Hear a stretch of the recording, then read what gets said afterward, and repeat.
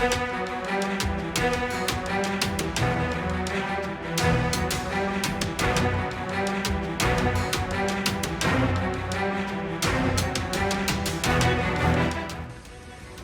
Supreme कोर्टामध्ये महाराष्ट्र सरकारचे वकील धर्माधिकारी यांनी पुन्हा एकदा न्यायमूर्ती पार्टीवाल यांना विनंती केली.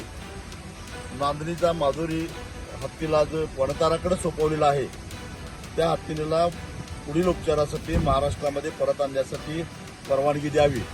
परिस्थिती बदललेली आहे म्हणून महाराष्ट्र सरकारच्या वतीनंच त्यांनी विनंती केली.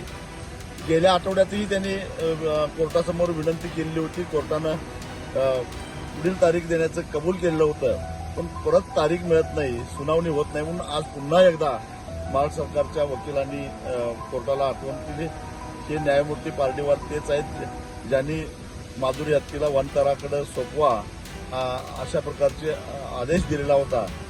तेच पार्टीवाल आहे आणि त्यामुळं माझ्यासारख्याच्या मनात शंका येते की खरोखरच न्यायमूर्ती याबद्दल काही त्यांच्या मनात निगेटिव्ह विचार आहेत का काय.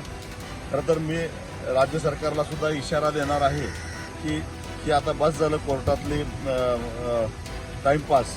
जर आम्हाला लवकर हत्ती मिळाला नाही तर मग पुन्हा ज्यांनी आमचा हत्ती हिरावून घेतला त्या अंबानी कुटुंबियांना पुन्हा एकदा टार्गेट केल्याशिवाय राहणार नाही. माझ्याबरोबर मेरठचे सुदीप जैन आहेत, अनिल गुरी आहेत नोएडाचे. आम्ही सगळ्यांनी ठरवलेलं आहे देशव्यापी पुन्हा एकदा आंदोलन आम्हाला करावं लागेल. मला वाटतं की राज्य सरकारनं आता मी इशारा दिलेला आहे की राज्य सरकारनं आपल्या वकिलाला सांगावं. आम्हाला माहिती नाही, परंतु जर माधुरी हत्ती परत आली नाही तर आम्ही गप्प बसणार नाही. आमचा संयम आता संपत चाललेला आहे.